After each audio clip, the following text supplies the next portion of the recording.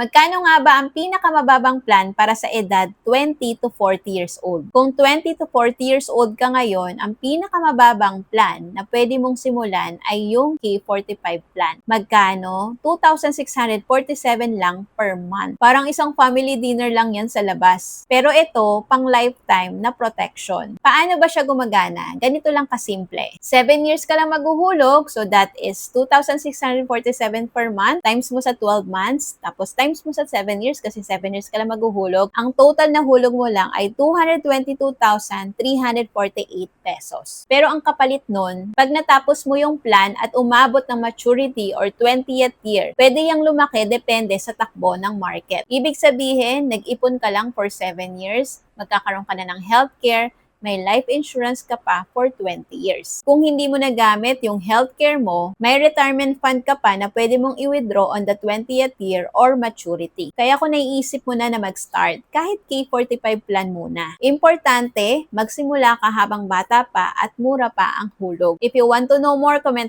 #Kaiser below para masend ko ang video explanation sa inbox mo. Retire early, live free, kayang-kaya basta may tamang gabay.